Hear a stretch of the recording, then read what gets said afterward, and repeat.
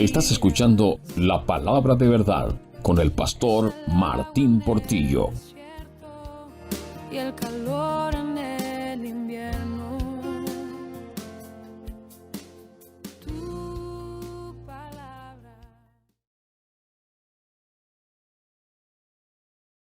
Hola, te habla el pastor Martín Portillo de la Iglesia Bautista de Lakeland. Hoy tenemos nuestra quinta clase sobre el curso de Historia Bíblica, Cristianismo, años 0 al 2023. Y hoy vamos a hablar de la primera parte de esta iglesia que ha nacido y que se está adentrando en la mitad del siglo I. Todavía los discípulos que estuvieron con Jesús, la mayoría de ellos está vivo, y también han entrado en escena el apóstol Pablo y otros personajes que hoy vamos a ver. Así que este es el momento en el que explota y se desarrolla la primera fase del crecimiento de la iglesia, y estaremos abordando los años que van desde el año 35 hasta el año 50 después de Cristo. Permítanme compartir con ustedes la presentación de PowerPoint para esta clase. Muy bien, aquí estamos con nuestra clase número 5, Desarrollo de la Iglesia del primer siglo, parte 1. Y vamos a hacer una aclaratoria. Esta es una etapa de transiciones en la cual la iglesia está pasando de unos estados a otros estados, de unos cambios a otros cambios, y vamos a ver cómo la iglesia se va transformando sin perder su esencia, sin perder su misión, sin perder su visión, sin perder su razón de ser, pero sin embargo la iglesia va evolucionando, va cambiando en algunos aspectos a medida que la iglesia va creciendo. Así que podemos decir que esta es una etapa de transiciones.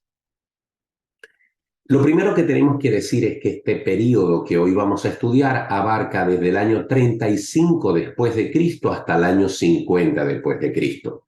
Habíamos dicho en la clase anterior que la iglesia nace en el año 30 después de Cristo y estuvimos estudiando los primeros 5 años de la iglesia que se desarrolló básicamente en Jerusalén hasta el año 35. Hoy vamos a comenzar a estudiar cómo la iglesia se sale de esa área geográfica llamada Jerusalén, y eso es alrededor del año 35 después de Cristo, y cómo se extiende y crece esa iglesia hasta los confines incluso de Europa, cuando ya estamos hablando del año 50 después de Cristo, es decir, un periodo de aproximadamente 15 años. Tenemos que decir que en este periodo, las personas claves, los nombres claves que surgen son el nombre de Pedro, que sigue siendo el líder de la iglesia de Jerusalén y el líder de los discípulos. También el diácono Esteban, que aunque tiene una breve participación en el tiempo, sin embargo es una representación o una participación importantísima, la vida de Esteban. También está Felipe, pero este Felipe no se refiere al apóstol Felipe, sino a un hombre llamado Felipe, que junto con Esteban y otros cinco hombres fue elegido como diácono, como servidor en la iglesia de Jerusalén, y Felipe luego se convierte en Felipe el evangelista. Este Felipe que estamos mencionando es el que evangeliza la ciudad o el área de Samaria, y también es el Felipe que aparece predicando y bautizando al etíope que iba por el desierto. Otro personaje fundamental de este periodo es el apóstol Pablo, así como su gran compañero y amigo Bernabé. Y también debemos mencionar algunos personajes como Cornelio, que representan al pueblo gentil alcanzado por el evangelio a través del apóstol Pedro. También durante este periodo debemos destacar que surge el término cristiano o cristianos. Es decir, en este periodo es cuando por primera vez a los cristianos, como los conocemos hoy en día o como se nos conocen hoy en día, se nos adjudica ese término, el término cristianos.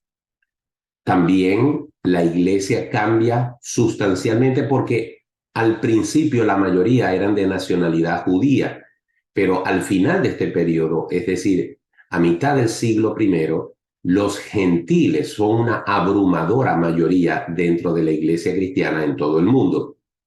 También se hacen avances administrativos. Cuando la iglesia comenzó su labor en Jerusalén con 120 personas, realmente las demandas eran pocas, pero a los pocos meses de que la iglesia empezó a crecer y pasado algunos años, tal era la cantidad de personas que se habían agregado a la iglesia que empezaron a surgir necesidades para las cuales hubo que aplicar avances o herramientas de tipo administrativa. Así que aquí vamos a ver algunos de esos avances o algunos de esos cambios. Y finalmente también se hacen avances doctrinales. La doctrina de los apóstoles se va desarrollando y se va madurando y se va consolidando a medida que la iglesia se va haciendo cada vez más grande. Estos son algunos de los datos que podemos resaltar de este periodo antes de que pasemos a la siguiente lámina. Tenemos una primera transición que podemos apoyar leyendo el capítulo 2 de Efesios. Por razones de tiempo, yo no lo voy a leer, pero recomiendo altamente hacer una pausa en el video y tomar la lectura de Efesios capítulo 2 para poder sustentar lo que voy a decir ahora.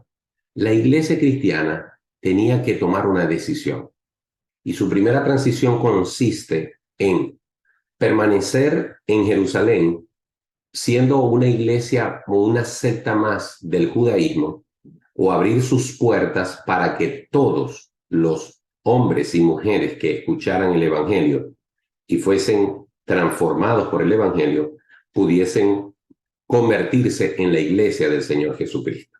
Esa fue la primera transición, el primer cambio. La iglesia de Jerusalén rompe el cerco de la ciudad, rompe el cerco de una iglesia estrictamente judía para abrir entonces sus puertas a otras nacionalidades y culturas, en este caso al pueblo gentil, y hacer de dos pueblos uno solo. Así que esa es la primera transición. Vamos a ver algunos cambios significativos que se presentan durante este periodo. Es decir, vamos a contrastar, vamos a comparar lo que pasó con la iglesia al principio de este periodo y cómo estaba la iglesia al final de este periodo.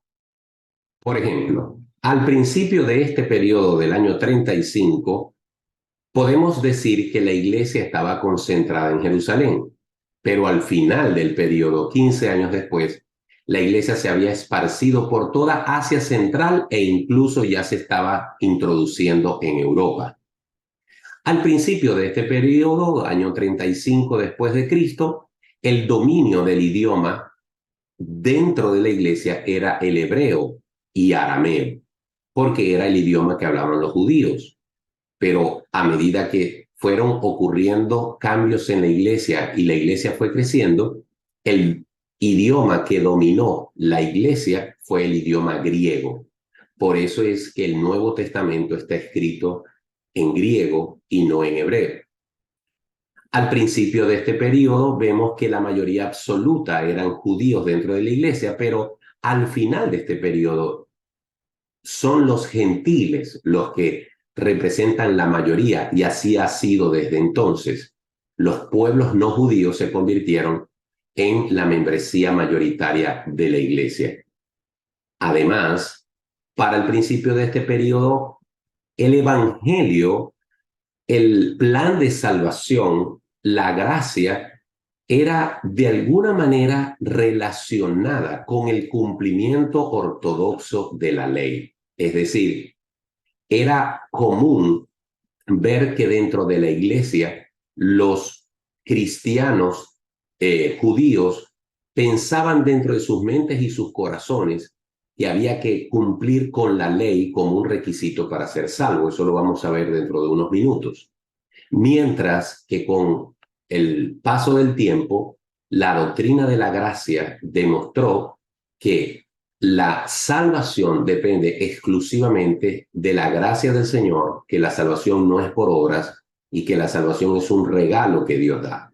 Por lo tanto, esa interpretación acerca de que la ley era, había que cumplirla para poder ser salvo, definitivamente obtiene un cambio sustancial al final de este periodo, y la Iglesia comprende, y lo hace a través de las cartas paulinas, que la salvación es por gracia y no por obras.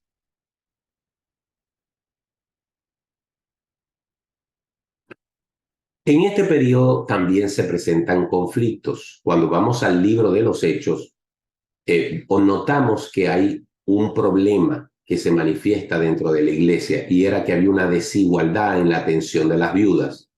Producto de estas quejas y rumores y murmuraciones que había dentro de la iglesia, entonces los apóstoles prestaron atención a esta queja y decidieron llamar a un grupo de hombres, de servidores, que tenían que cumplir con una serie de requisitos espirituales, y ellos deciden poner esta responsabilidad administrativa sobre estos servidores, que con el tiempo se les llamaría diáconos. Es una palabra en griego que significa servidor. Así que estos 7 hombres que ellos escogieron se iban a ocupar de atender los requerimientos, las necesidades de la iglesia desde el punto de vista social, la distribución de las ofrendas y la distribución de la atención para todos los necesitados de una manera más equitativa, y los apóstoles se iban a dedicar a lo que realmente ellos debían dedicarse, que era a la predicación, a la oración, a la enseñanza, al liderazgo de la palabra de Dios dentro de la iglesia. Esto nos da una clara perspectiva de que ya para este tiempo la iglesia comprende y entiende que los roles de liderazgo dentro de la iglesia tienen tienen como propósito atender las diversas necesidades que se van presentando dentro de la iglesia. De tal manera que esto es una antesala a lo que hoy en día podemos ver en una iglesia común y corriente, donde el pastor se encarga de la atención espiritual de los hermanos, la predicación, el orar por los hermanos, pero hay un grupo de hermanos que se encargan de otros roles dentro de la iglesia. Dentro de la congregación existen distintos ministerios y tenemos a distintos líderes al frente de ellos, porque el pastor no lo puede hacer todo dentro de la iglesia, sino que debe delegar las responsabilidades dentro de la misma. Y vamos a ver en este proceso de elección que los líderes de la iglesia no pueden ser cualquiera, tienen que ser personas que cumplan con ciertos requisitos morales, éticos, espirituales, para poder ocupar esos cargos, cosa que hoy en día debería de hacerse igual en las iglesias. Entonces, producto de un primer conflicto dentro de la iglesia, producto de la desigualdad y la queja que esto produjo, se hacen avances administrativos, de organización, de planificación, de delegación de responsabilidades, a fin de que la iglesia trabaje mucho mejor. Los primeros diáconos de la iglesia, que en este caso fueron nombrados, son el resultado de una crisis. Dentro de la iglesia, producto de esta desigualdad y de estas quejas, se produjo una crisis, es decir, había molestia, había inconformidad dentro de la iglesia, habían rumores. Entonces, las crisis pueden ser mal atendidas y traer más problemas, pero las crisis pueden ser atendidas de manera adecuada. Si comprendemos que las crisis producen cambios, entonces nos adaptaremos a esos nuevos cambios, a esos nuevos retos, y haremos los ajustes necesarios dentro de la iglesia. Por lo tanto, esas crisis, ¿verdad?, producen soluciones. Ante la crisis debemos dar una solución. En este caso, la iglesia estaba creciendo y los recursos no se estaban distribuyendo de manera adecuada. Eso es un problema, ¿verdad? Entonces, ¿cuál fue la solución? Se buscaron servidores, se buscaron diáconos que pudieran encargarse de las quejas, encargarse de los problemas y darle una salida, una solución a cada uno de esos problemas que se estaban presentando. Pero producto de esta crisis surgieron nuevos líderes, es decir, Al principio de la iglesia, solamente los apóstoles dirigían la iglesia. Ahora hay un segundo nivel de liderazgo donde los diáconos también reciben de parte de los apóstoles autoridad, y ahora estos líderes nuevos también tienen su autoridad dentro de la iglesia, resuelven problemas, ministran a otros, también hacen milagros, también predican la palabra y también tienen injerencia en el trabajo dentro de la iglesia. Producto de esto, producto de esa crisis que se presentó y de cualquier crisis que se presenta, también hay crecimiento. Las crisis pueden producir crecimiento porque evidentemente al haber nuevos líderes y al implementarse nuevas normas y de hacerse las cosas de la manera adecuada, la iglesia va a crecer. Y como consecuencia de todos estos cambios, de todas estas soluciones, de todo este surgimiento de nuevos líderes y como consecuencia crecimiento dentro de la iglesia acumula experiencia que le va a alcanzar y le va a servir para nuevas etapas en las cuales la iglesia sin duda va a seguir creciendo a medida que pase el tiempo.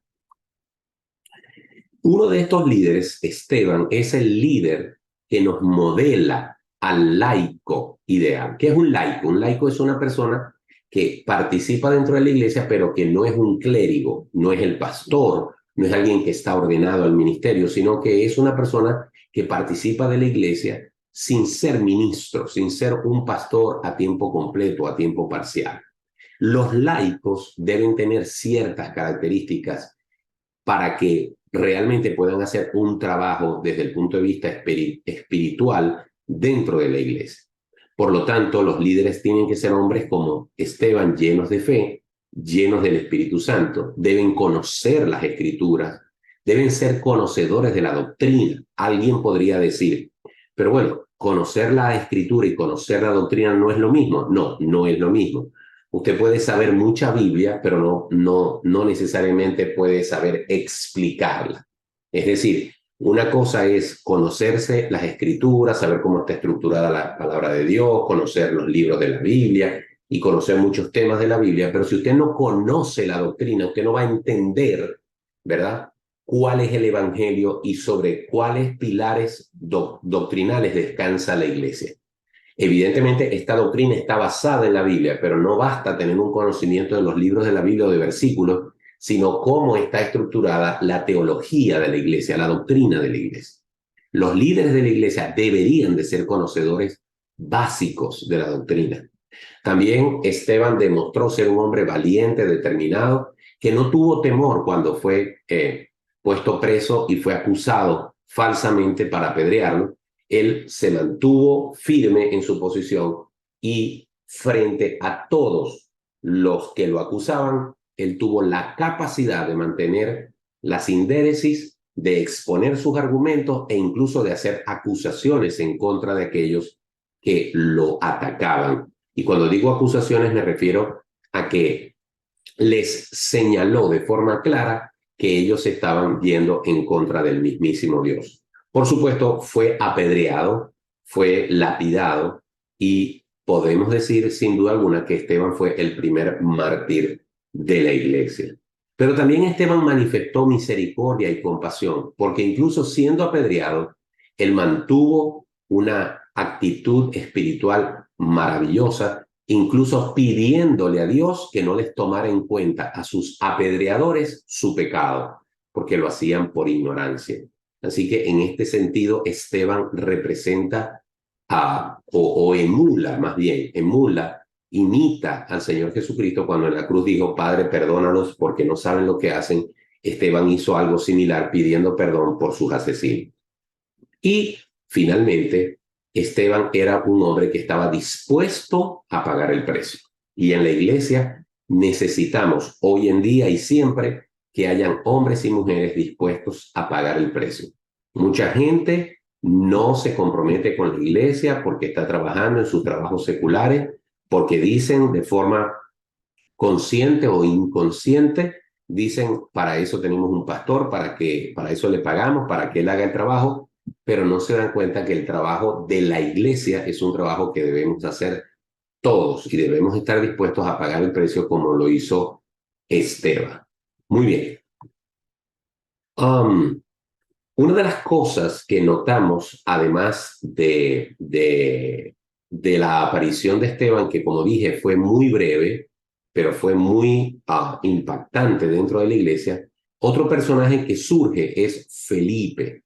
De esos 7 diáconos, además de Esteban, se nos menciona a Felipe. Y Felipe hace 2 cosas importantes. Va a Samaria, ¿verdad? Y si ustedes observan el círculo azul, podrán darse cuenta que Samaria es un área mayor a la de Jerusalén. Y esto es en cumplimiento a lo que la palabra de Dios claramente nos dice, que ellos serían testigos en Jerusalén, en Judea, en Samaria y hasta lo último de la tierra. Entonces, cuando comienza la persecución de los cristianos allá en Hechos capítulo 6, y los cristianos salen por todo el mundo a predicar, bueno, Hechos capítulo 6 es el nombramiento de los diáconos. Hechos capítulo 7 es el asesinato de Esteban. Hechos capítulo 8 es ya el comienzo o la narración de la persecución de la iglesia. El Señor permitió que la iglesia fuera perseguida, de que los cristianos fuesen perseguidos al punto de ser buscados para ser puestos presos o para matarlos, como de hecho lo dice Hechos capítulo 8.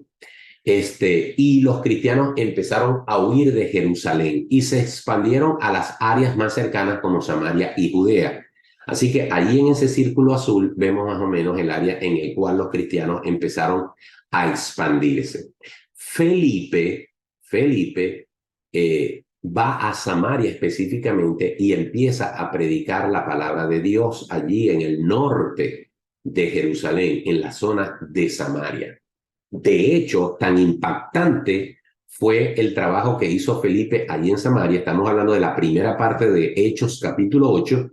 Tan impactante fue el trabajo que Pedro y Juan tuvieron que ir hasta allá a corroborar el trabajo que estaban haciendo y a bautizar a los hermanos que se habían ganado en la zona de Samaria. Esto es importante decirlo porque hasta ese momento el círculo de la iglesia se concentraba básicamente en Jerusalén. Por eso era que la iglesia era exclusivamente de judíos y se hablaba exclusivamente hebreo. Pero cuando se rompe ese círculo y se expande Felipe hasta Samaria junto con otros cristianos, entonces allí empieza a haber una transformación de la iglesia. Ahora los samaritanos, que habían sido por siglos enemigos culturales y étnicos de los judíos, también son alcanzados por el evangelio y eso va a traer consecuencias, ¿ok?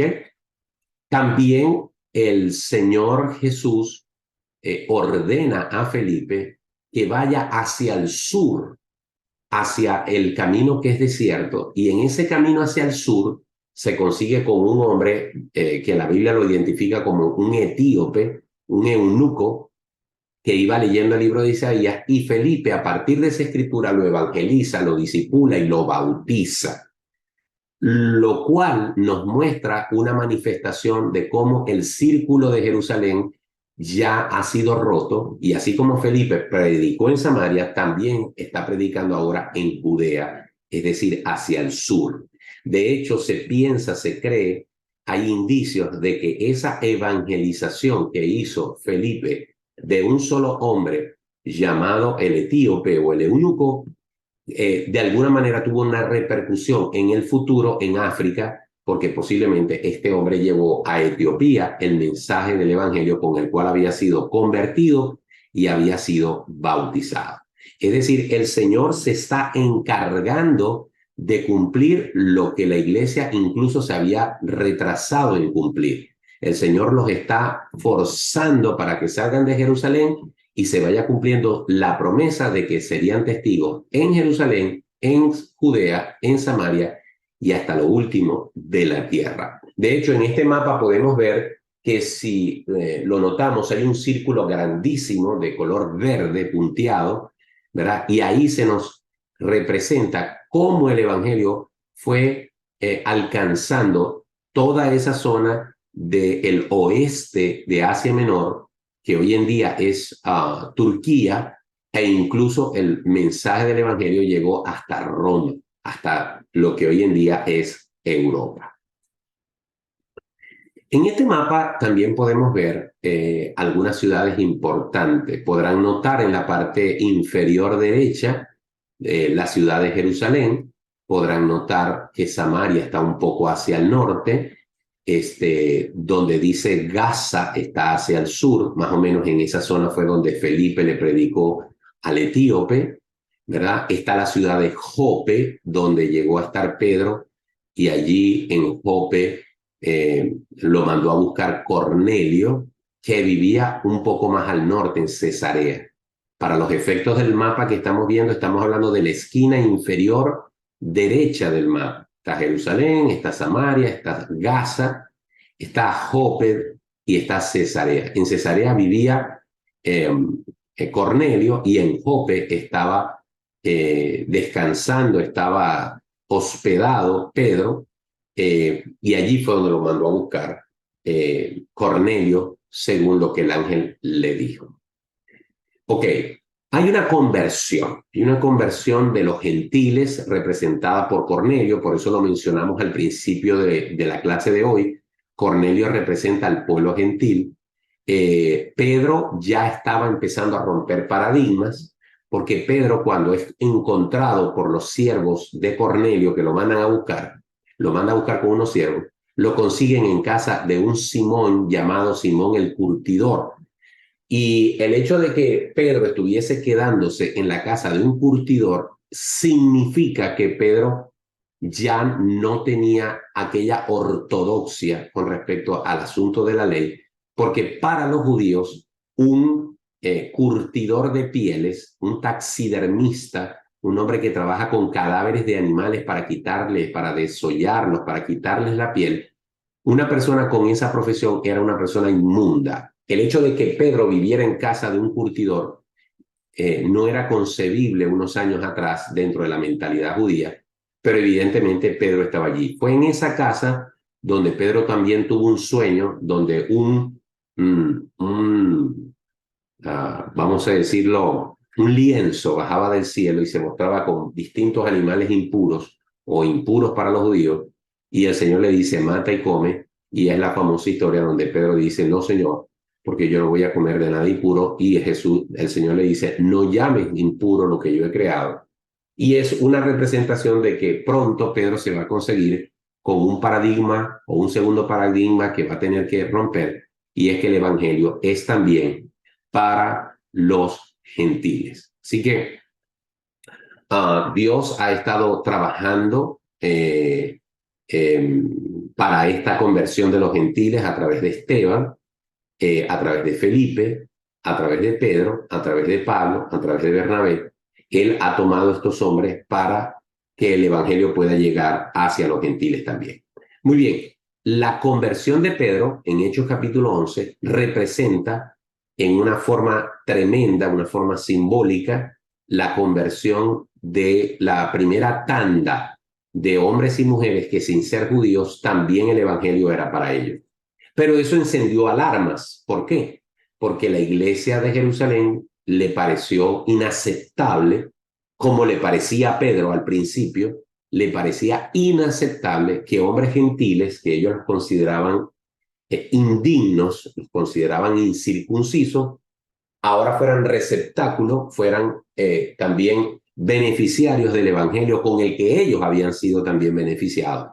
Que los gentiles recibiesen el don del Espíritu Santo y que también manifestaran confiar y creer en Cristo, para los judíos creyentes, para los judíos convertidos, les parecía simplemente algo inaceptable. Así que Pedro va a tener que confrontar esa situación. Es importante tomar en cuenta que durante este periodo se desarrolla una estrategia misionera, ¿ok? El apóstol Pablo es convertido por el mismo Señor para estos fines. Dios quería, vamos a decirlo en términos humanos, Dios necesitaba, requería un perfil de hombre.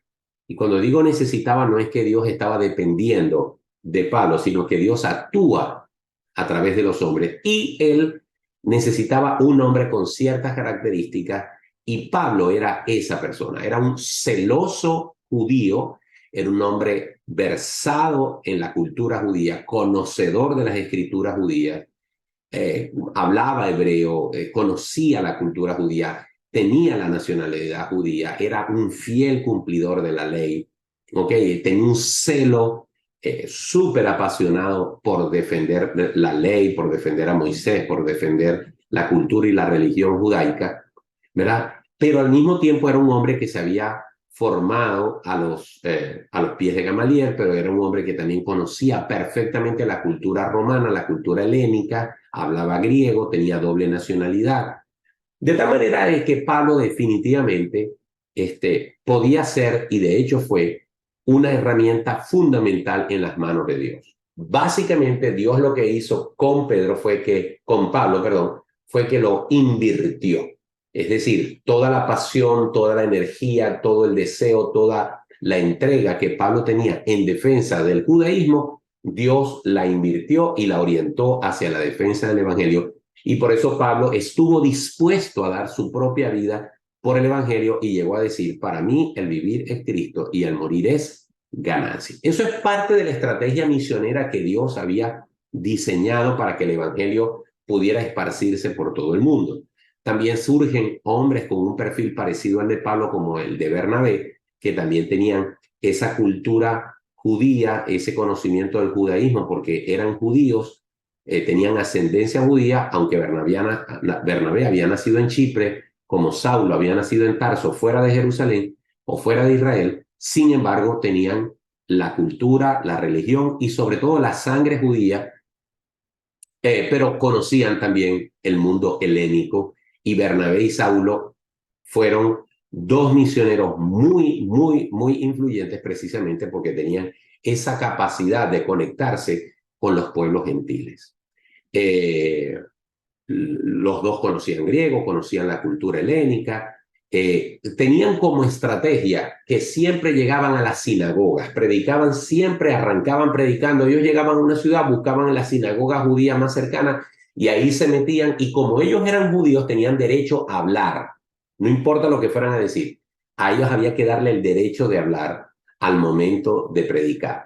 En ese tipo de culturas, en las sinagogas, muchas personas participaban de la disertación. Así que cuando a ellos les tocaba su momento para disertar, presentaban a Jesucristo, presentaban la doctrina del evangelio y nadie se los podía impedir en primera instancia porque ellos tenían derecho de hacerlo, por supuesto, basado en las escrituras del Antiguo Testamento y haciendo una exégesis, haciendo una explicación con el evangelio a las personas que estaban allí en la sinagoga.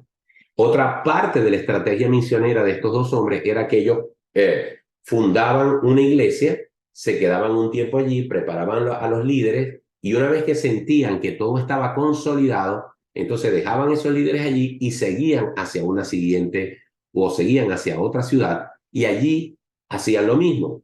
Predicaban, consolidaban un grupo, preparaban líderes y seguían su camino hacia otra ciudad.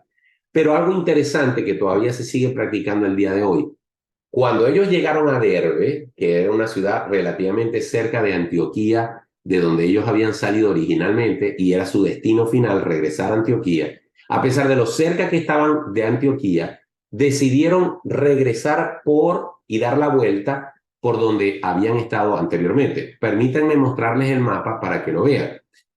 Si ustedes logran ver aquí donde está el número 11, ¿ok?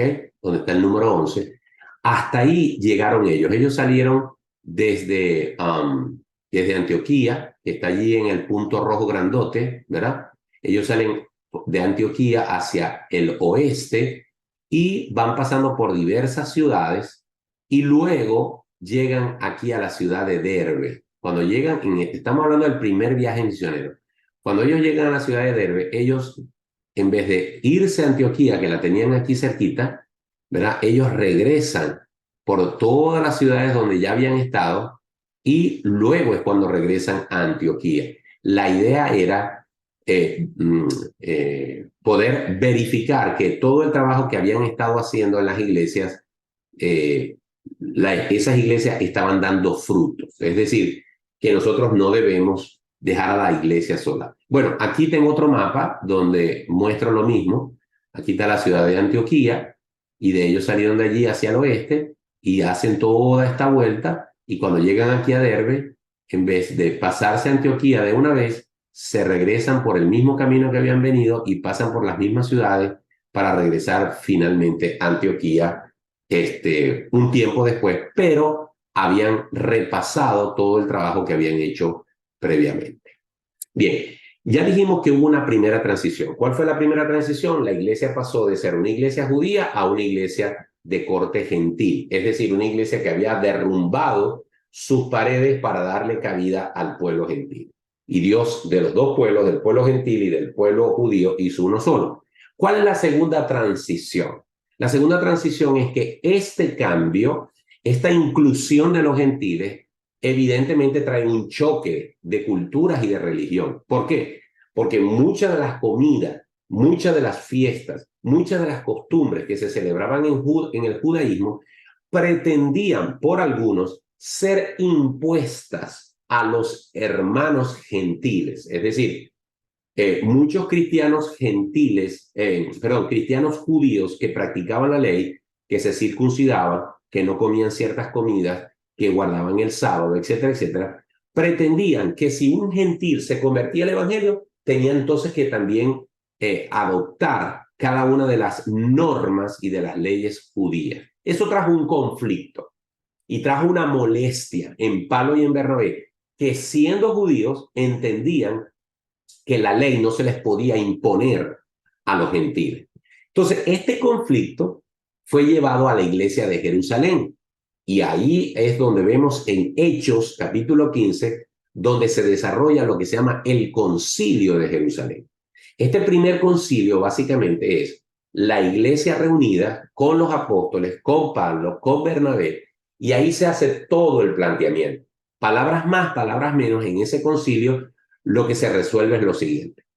¿Tienen los gentiles que guardar la ley para ser salvos? Porque eso era lo que predicaban algunos. Si no se circuncidan, no pueden ser salvos. Eso fue el planteamiento. ¿Necesitan guardar la ley para ser salvos?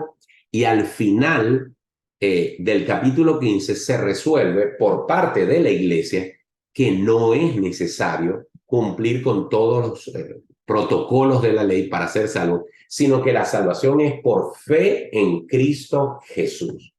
Lo único que se le pide a los creyentes gentiles, más que circuncidarse, más que guardar el sábado, más que no comer ciertas comidas, eso no estaba establecido, eso no estaba obligado, lo que se les pide es que se guarden de fornicación y que se guarden de la idolatría. Es decir, que se aparten de estas cosas porque son contrarias al evangelio, contrarias a la fe en Cristo. La fornicación, la inmoralidad, y las aberraciones y, por supuesto, la idolatría. ¿Ok? Esa fue la segunda transición. Primera transición, la iglesia deja de ser una iglesia judía para convertirse en una iglesia mayoritariamente gentil, de dos pueblos hizo uno solo.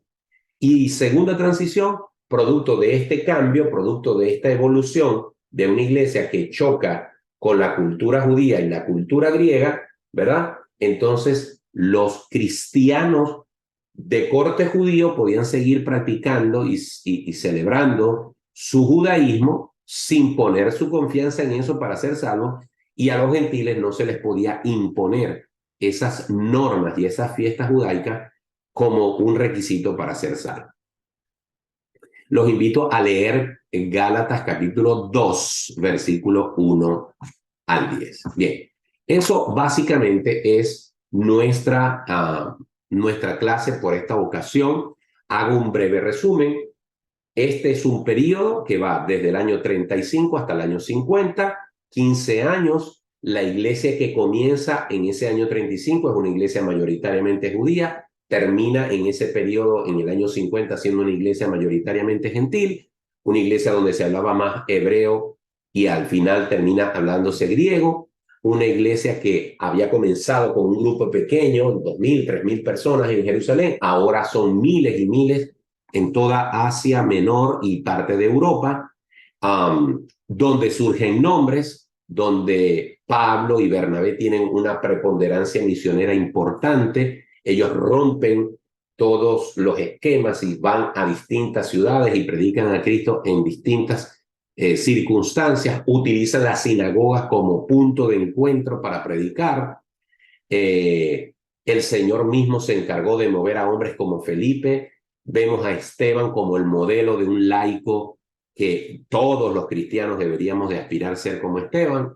Y al final, años 50 después de Cristo, cuando termina esta primera parte, la iglesia ya está establecida, no solamente en Jerusalén, no solamente en Judea, no solamente en Samaria, sino que se ha extendido hasta lo último de la tierra. Y decimos último de la tierra porque para esa época el mundo conocido era precisamente esa zona de la que estamos hablando.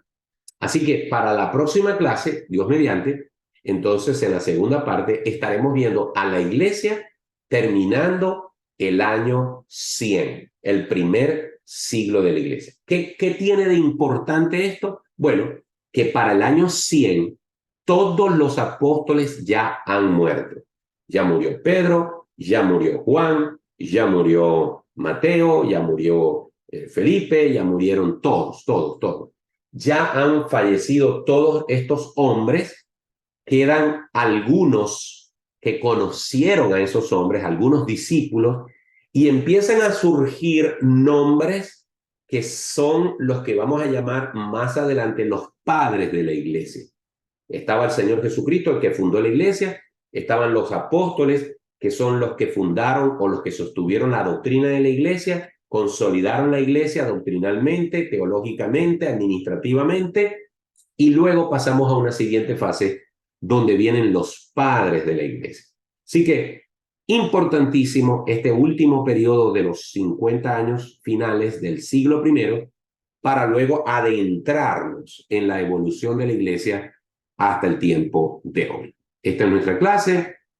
Estaré dejando al final de este video o durante este video, pudieron haber estado viendo los teléfonos y sobre todo el correo al que me pueden escribir, y cualquier información, cualquier duda, cualquier comentario lo pueden hacer llegar por esa vía.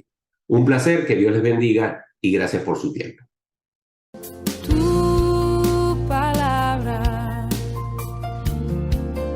es la voz que me habla en la mañana. Y esto fue La Palabra de Verdad con el pastor Martín Portillo.